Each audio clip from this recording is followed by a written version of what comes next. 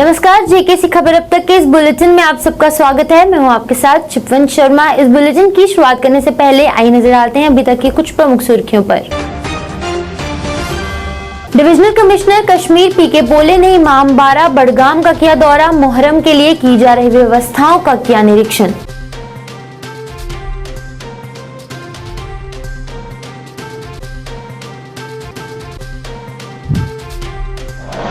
कांग्रेस की अंतरिम अध्यक्ष सोनिया गांधी ने ईडी की पूछताछ के खिलाफ कांग्रेस का प्रदर्शन, सरकार पर लगाए विपक्ष को परेशान करने के आरोप।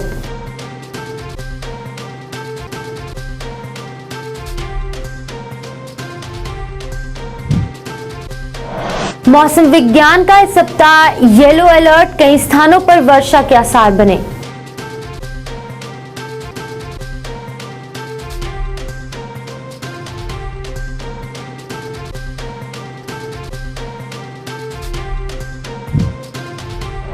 और पुलवामा में आसिफ अहमद बहादुर ने किया एक अनोखा पोल्ट्री फार्म शुरू, दुनिया के सबसे अच्छे महंगे मुर्गे कड़कनाथ की कर रहे हैं अच्छी कमाई।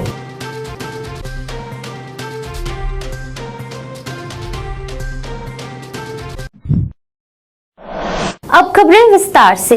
डिविजनल कमिश्नर कश्मीर पीके बोले ने नगर परिषद के अध्यक्ष मुश्ताक अहमद भट्ट के साथ इमामबाड़ा बडगाम का दौरा किया और वहां मुहर्रम की प्रक्रिया की व्यवस्थाओं का जायजा लिया ताकि वहां मौजूद व्यक्तियों को किसी तरह की परेशानी का सामना ना करना पड़े। आपको बता दें कि इस दौरान डिवकॉम के साथ अन्य जिलाधिकारियों ने भी मुहर्रम उल हराम से पहले मरकजी इमामबाड़ा बडगाम का दौरा किया और मुहर्रम के लिए की जा रही व्यवस्थाओं का जायजा लिया। वे डिवकॉम ने मुहर्रम उल हराम के पवित्र महीने के दौरान मजलिस और जुलूस के निर्बाध संचालन के लिए किए जा रहे प्रबंधों का जायजा लिया। उन्होंने अधिकारियों को सभी क्षेत्रों में स्ट्रीट लाइट्स की बहाली और स्थापना, बिजली, स्वच्छता अभियान, सफाई अभियान और पानी की आपूर्ति सहित सभी आवश्यक व्यवस्था सुनिश्चित करने के लिए दिशा निर्देश दिए।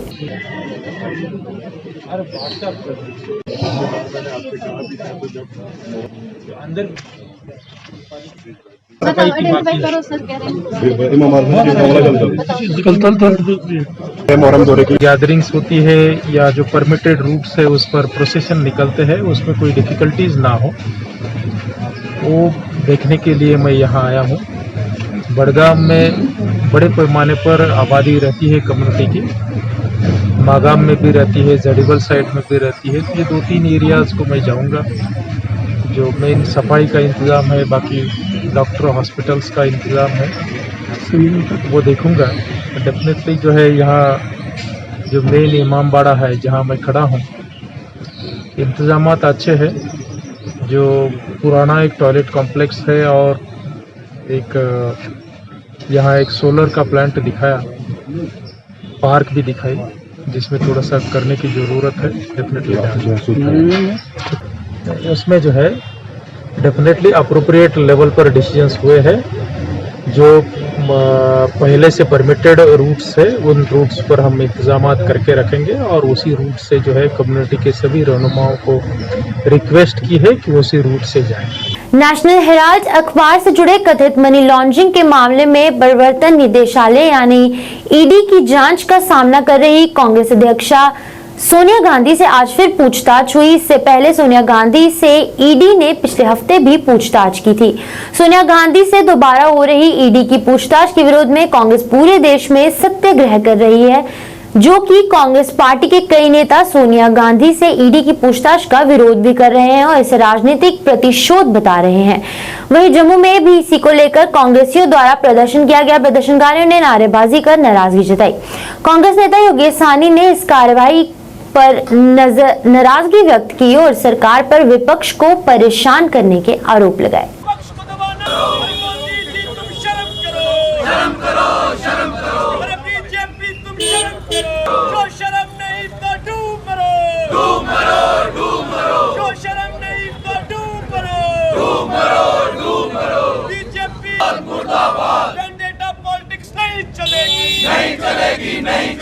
लोकतंत्र की हत्या की है। जैसे राहुल जी को अरेस्ट किया, रात को देर रात उनको छोड़ा, कल भी हमारे कांग्रेस जो ने रमन भल्ला जी के नेतृत्व में प्रदर्शन किया, हमारे यूथ कांग्रेस के साथियों ने, आज उसी सिलसिले हम कह रहे हैं कि ये लोकतंत्र की हत्या हो रही है। लोकतंत्र डेमोक्रेसी की आवाज को बंद किया जा रहा है, बोलने नहीं आजादी दी जा रही। क्या हम शांतिपूर्ण तरीके के साथ अगर यहाँ पर सत्याग्रह कर रहे हैं, गांधी जी के रास्ते पर चल रहे हैं कि जैसे गांधी जी ने अंग्रेजों का विरोध करके इस देश को आजाद कराया था, उसी तरीके से ये लोगों की ध्यान को बांटना चाहती है ये भाजपा सरकार। अब देखिए कि पार्लियामेंट हाउस के अंदर में भी बोलने नहीं दिया जा रहा। कांग्रेस डिमांड कर रही है कि महंगाई के मुद्दे पर अब चर्चा करेगी, ये वो चर्चा नहीं करने देते। ये लोगों का ध्यान बांटने के लिए रोज सोनिया जी को बुलाते हैं। अब देखिए 5 दिन पहले राहुल जी को बुलाया गया, तब भी ईडी को उसमें से कुछ नहीं मिला, वो साफ पाक होकर बाहर निकले। सोनिया जी भी साफ पाक होकर बाहर निकलेंगी और ये उस पेपर के बारे में बोलती हैं जिस पेपर ने आजादी की जंग में बहुत बड़ा योगदान दिया। नेहरू जी ने इस पेपर को इसलिए कि वो आवाज बन के निकला था आजादी के परवानों की, आज उसी पेपर के बारे में कहते, जबकि ऑलरेडी 2016 को इसमें से साफ कहा था कोर्ट ने कि इसमें से कुछ भी नहीं निकला।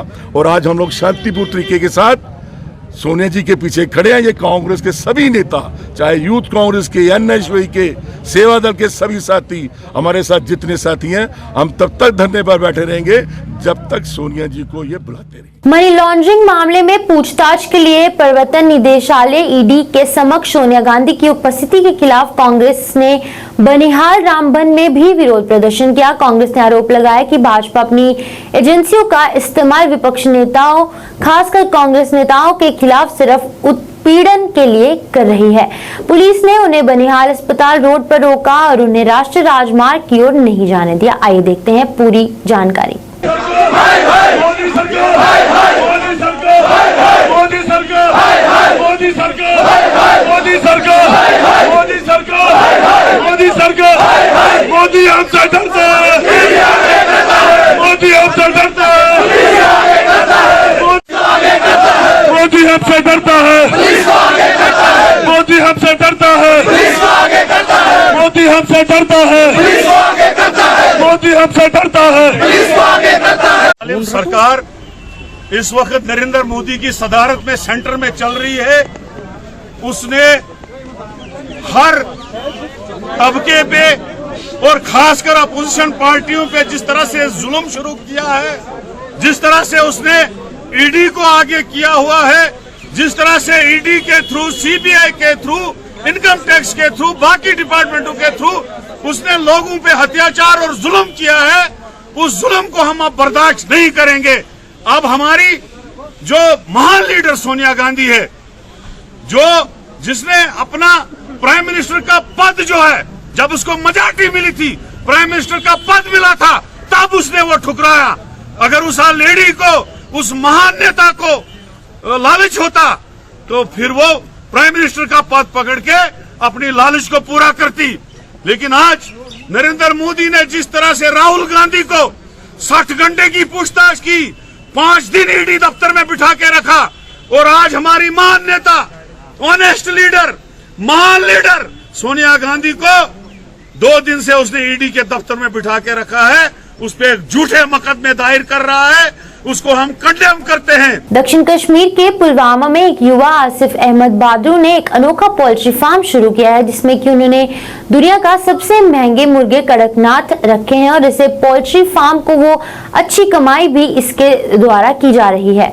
अपने व्यवसाय के बारे में जानकारी देते हुए उन्होंने कहा कि वे इस पोल्ट्री फार्म से अच्छी कमाई करते हैं। वहीं अगर कश्मीर के बाकी युवा भी पोल्ट्री फार्म का काम करते हैं तो वो अच्छी कमाई करेंगे और उससे बेरोजगारी भी खत्म हो सकती है।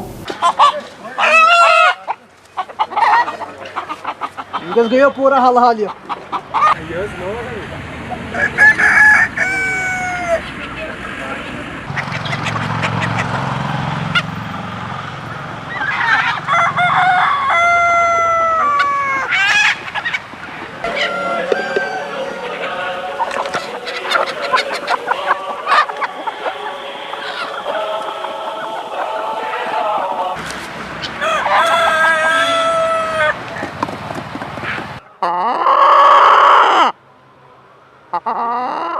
खतरनाक संसार अट नहीं हुआ।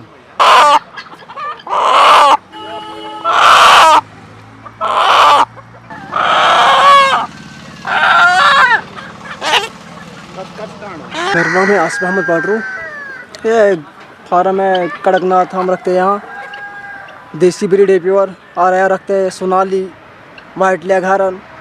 हम आगे से ब्रह्मा भी लाएंगे, फंटा भी लाएंगे और बाकी ब्रीड भी लाएंगे यहाँ पे।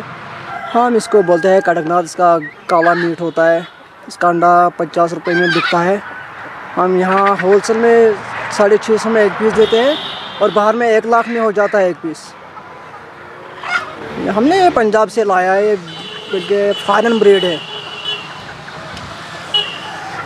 ये कैंसर में होता है, रिहार में, डिस्क में, जो भी बीमारी हो उससे बेहतर खाना है। चिकन में हाई प्रोटीन ज़्यादा है, फैट इसमें कुछ भी नहीं है। लोग बॉयलर खाते हैं, उसमें फैट से वो 40 दिन में बढ़ जाता है। इसको बनने में पूरा 6 महीने लगते हैं। हम लाते हैं यहाँ गुरदासपुर से, लाते हैं पंजाब से, श्रीनगर में बेचता है, यहाँ शोपियान में बेचते हैं। हम बहुत सारी जगहों पे हम सेल करते हैं यहाँ पे। तो बढ़िया काम है। जो भी मान लो कि बेरोज़गार हो, मेरे ख्याल से उसको ये फार्म स्टार्ट करना पड़ेगा तो बेरोज़गारी सब दूर हो जाएगी। कुछ भी खर्चा नहीं आता है। अगर मान लो कि हम 50,000 में शुरू करेंगे तो फिर भी ठीक है, हाँ गुजारा हो जाएगा। बिल्कुल कोई नुकसान नहीं है। बॉयलर में मोटिलिटी ज़्यादा होती है, इसमें कम होती है। फीड का खर्चा भी बहुत कम होता है। ये घास वास खाते हैं और हम उसको बाजरी डालते हैं, दाना डालते हैं, फीड डालते हैं कभी कभी। यहाँ पहुँचना चाहिए। बाहर में इतना गर्मी है, फिर भी यात्री आ रही थी, बोल रहे थे साइड रखो गाड़ी। हम बोल रहे थे यार हमारे गाड़ी में माल है, मुर्गे हैं, मर जाएंगे, फिर भी नहीं मानते थे।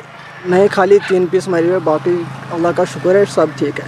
सावन महीने में बरसात पूरे यौवन पर है। लगभग हर दिन वर्षा का सिलसिला जारी है। लगातार हो रही वर्षा से निचले क्षेत्रों के किसानों की चिंता बढ़ती ही जा रही है। मौसम विज्ञान केंद्र से मिली जानकारी के अनुसार अभी इस सप्ताह येलो अलर्ट जारी किया गया है। कई स्थानों पर वर्षा के अनुसार बने हुए हैं। वहीं इस सप्ताह भी बीच बीच में बारिश होती रहेगी। अभी आगे भी बादल पूरा सप्ताह छाए रहेंगे। किसानों के लिए खेतों में जाना भी मुश्किल हो रहा है, जिसके चलते मक्की की गुड़ाई नहीं हो पा रही। खेतों में घास निकालना भी मुश्किल हो गया है। इस सप्ताह हुई वर्षा के बाद दरिया चिनाब, तवी और दूसरे जल स्रोतों का जल बढ़ता हुआ नजर आया। पिछले करीब 5 दिनों से रुक रुक कर वर्षा जारी है। वहीं बूंदाबांदी और रिमझिम के बीच में अच्छी बारिश भी होती रहेगी, जिसमें कि मौसम राहत भरा बना रहेगा।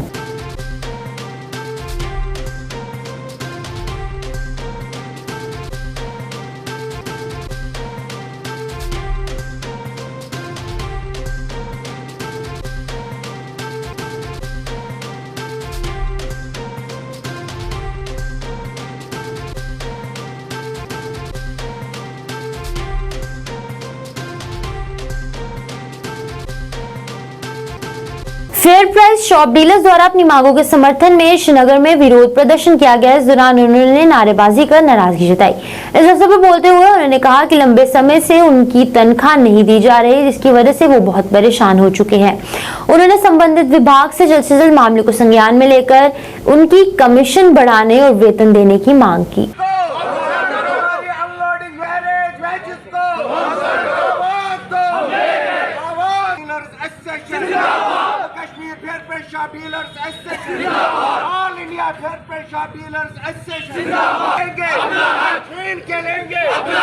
फूड एंड सप्लाई डिपार्टमेंट के फेयर प्राइस डीलर्स यहाँ प्रोटेस्ट करने आ रहे हैं। मैं ऑल इंडिया फेडरेशन का वाइस प्रेसिडेंट हूँ और Jammu Kashmir fair price shop का डीलर्स एसोसिएशन का सदर हूँ।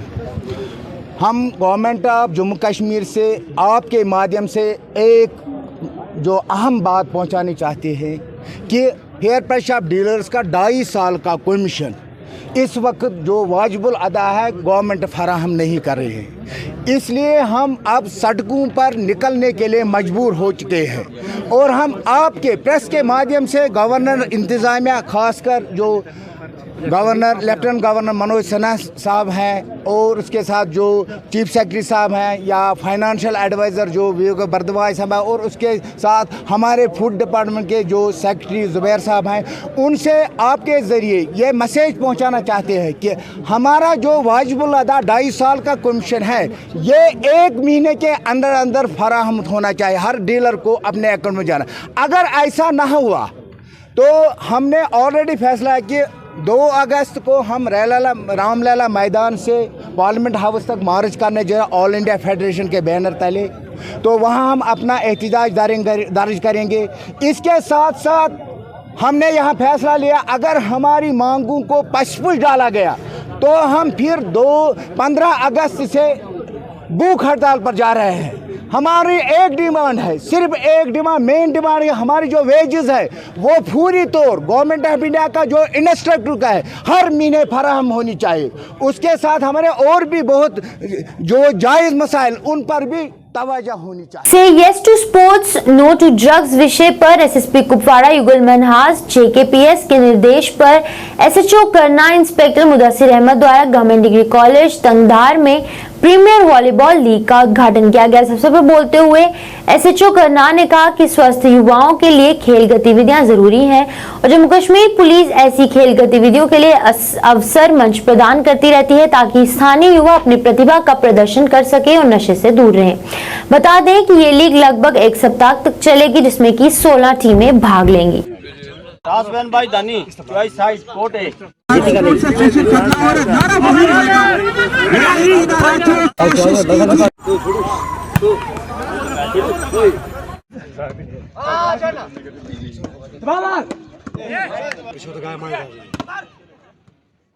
एआरसी अनंतनाग तथा अन्य पदाधिकारियों की मौजूदगी में डाक बंगला अनंतनाग में मटन शंगास तथा अनंतनाग के जमीन मालिकों के बीच में डिजिटल भूमि कार्ड बांटे गए। इस अवसर पर बोलते हुए वहां मौजूद पदाधिकारियों ने कहा कि उनके द्वारा डिजिटल इंडिया प्रोग्राम के तहत अनंतनाग में लोगों को डिजिटल भूमि कार्ड बांटे गए ताकि उन्हें डिजिटली सारी सुविधाएं मिल सके।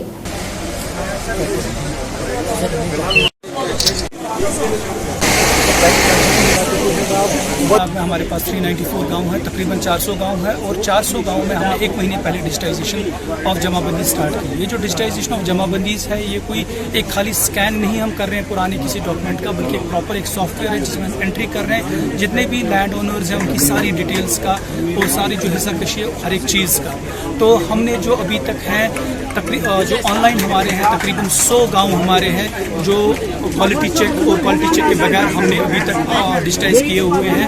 और आज हमने जो कि digital India land record modernisation program के तहत ये हुआ, तो आज हमने ये जो तकरीब थी क्योंकि डिजिटल इंडिया वीक चल रहा है, तो आज हमने हमारे तहसील अनंत जो नज़दीकी तहसील है, तहसील अनंतनाग है, मटन है और शांगस है, उसकी तकरीब यहाँ पे डाक बंगलो खनबल में जो डिजिटल इंडिया प्रोग्राम है उसमें हमने अपने सारे जो इज़्ज़त लैंड ओनर्स हैं, जमींदार साहिबान हैं, उन सबको बुला के उनके पासबुक्स हैंड ओवर कर दिए। श्रीनगर से बठिंडा जा रहे एक तेल टैंकर संतुलन बिगड़ने के कारण सड़क से फिसल गया और दुर्घटनाग्रस्त हो गया। घटना की जानकारी मिलते ही भारतीय सेना हरकत में आई और चालक और सहचालक दोनों को बचा लिया। वाहन के चालक और सहचालक को कोई चोट नहीं आई। इस बीच लोगों ने सेना का धन्यवाद किया। गाड़ी तो बंद कर दे, बंद है वो कुछ जला रहा है। लाइट वाली बैटरी नहीं दे रहा। तो मौसम अचानक ख़राब होने के कारण हमारी रात को गाड़ी फिसल गई और हमने आर्मी वालों को सूचित किया। उसके बाद हमारी हेल्प की और रात को ठहरने की व्यवस्था की हमारी और खाने की व्यवस्था की। उसके बाद सुबह आर्मी वाले हमारे साथ आए, सुबह गाड़ी के पास उन्होंने रिकवरी वैन और सिविल वाली क्रेन को बुलाया, दोनों की हेल्प से हमारी गाड़ी सुरक्षित निकलवाई। हम दोनों बिना खर्चे से, हमसे कोई 1 रुपया नहीं लिया सर। उधमपुर के एक निजी पैलेस में नगर परिषद विभाग द्वारा आयोजित 3 दिवसीय डिजिटल मेले का समापन कर दिया गया। वहीं आज इस मेले में उधमपुर के अलग अलग कॉलेज के छात्र छात्राओं द्वारा भाग लिया गया। वहीं मेले में अलग अलग विभागों द्वारा लगाए गए स्टॉल में छात्र छात्राओं को डिजिटल सर्विसेज के बारे में जानकारी दी गई। वहीं मीडिया से बात करते हुए छात्र छात्राओं ने कहा कि इस तरह के डिजिटल मेले लगाने से काफी लाभ मिल सकता है और डिजिटल सर्विसेज के बारे में जानकारी लेने में भी आसानी होगी। ऐसी है जो आपको इन फ्यूचर आपने किसी रिलेटिव या किसी रिश्तेदार को बताओगे उसमें ये बेनिफिट करा सकते हैं। हमारे पास और इसमें हमारे पास एक स्कीम है प्रधानमंत्री एम्प्लॉयमेंट गारंटी, जिस मेन पर्पस इस स्कीम का है कि एम्प्लॉयमेंट जनरेट करें। आज के टाइम में बड़ा मुश्किल है, जॉब सबको नहीं मिलती है। इसमें यह है कि आप खुद के लिए भी एम्प्लॉयमेंट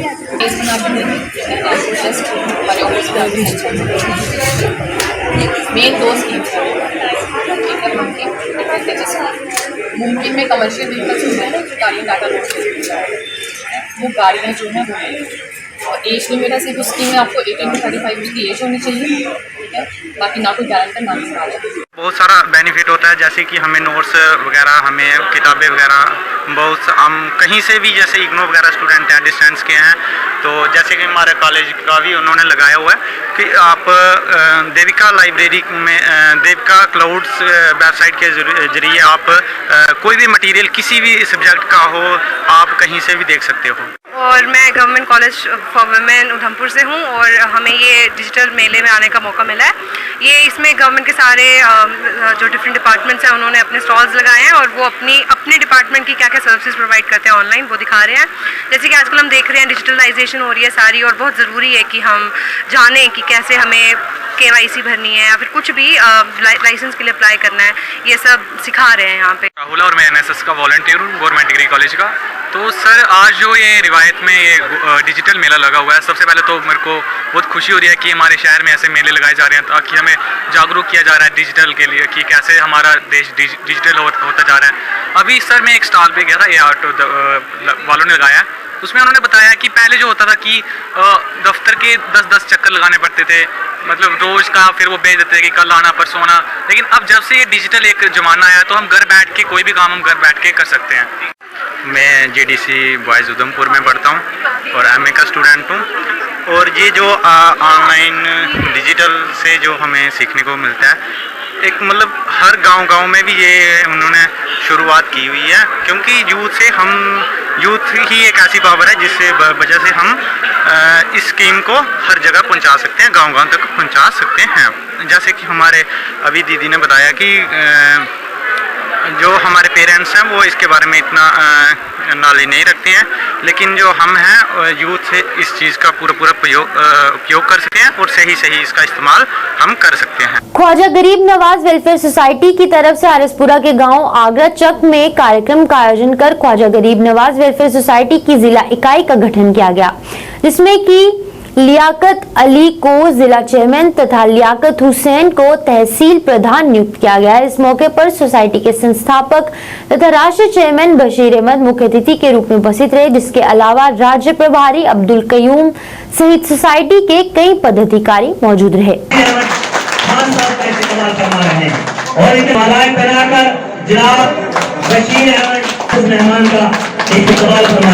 हाजी शेर मोहम्मद ने मौजूद मेहमान का इस्तेमाल करें। फिर मैं आगे गुजारिश करता हूँ, यह हमारे तशरीफ रखें, मोहतरम का इस्तेमाल करें। यहाँ के इलाके आते हैं, जनाब मौलाना हाथी साहब से मैं गुजारिश करूँगा इस्तेमाल करें। और आपके माध्यम के से लोगों तक ये मैसेज पहुँचाना चाहता हूँ कि जो ये ख्वाजा गरीब नवाज की वेलफेयर सोसाइटी है, ये पूरी हिंदुस्तान में चलती है और हिंदुस्तान के लोग पहले से इसके बाखबर है, खबरदार है। लेकिन हम लोग जो जम्मू एंड कश्मीर के हैं, इन चीज़ों से ख्वाजा गरीब नवाज कौन सी शख्सियत है वो आप लोग सब मेरे से अच्छे जानते हैं। ख्वाजा गरीब नवाज की जितनी तारीफ किया जाए उतनी ही कम है। ख्वाजा गरीब नवाज बहुत एक शख्सियत, अच्छी शख्सियत है जो कि पूरी दुनिया में, हिंदुस्तानी नहीं कहेंगे, पूरी दुनिया में माना जाती है। तो उनकी मदद से हमने जो ये हमारे बशीर साहब ने ये जो ये पीड़ा ये मंच खोला है, इस मंच के काफ़ी सारे फ़ायदे आप लोगों को गिन के भी सुना दिए गए हैं।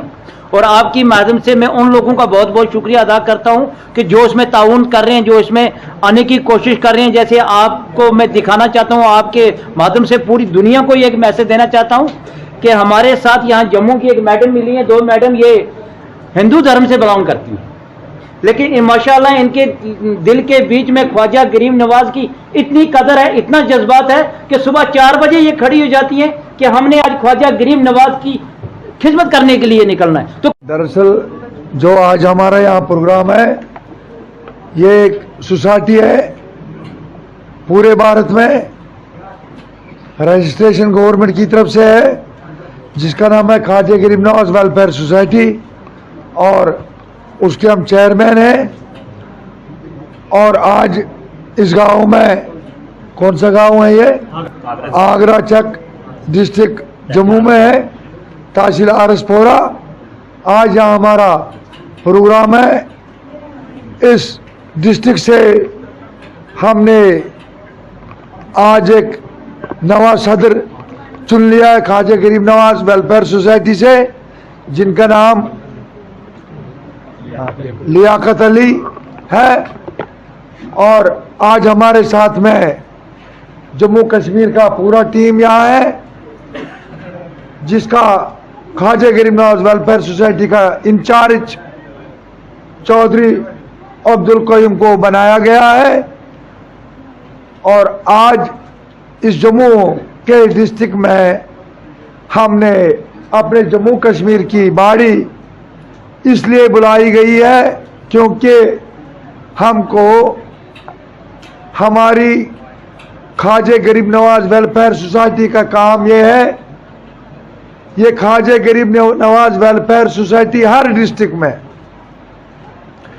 एक हॉस्टल खोल रहे हैं अपनी तरफ से, और जो आज तक बहुत डिस्ट्रिक्टों में हमने खोला, अभी अभी इसी महीने में हमने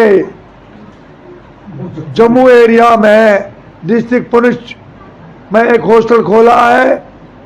और उस हॉस्टल में हम दीनी और दुनियाई तालीम 10वीं क्लास तक बच्चों को देते हैं। जेकेसी खबर अब तक के इस अंक में फिलहाल इतना ही। कल अंक लेकर फिर होंगे हाजिर, तब तक के लिए मुझे मेरी टीम को दीजिए इजाजत और आप देखते रहिए जेकेसी न्यूज। नमस्कार।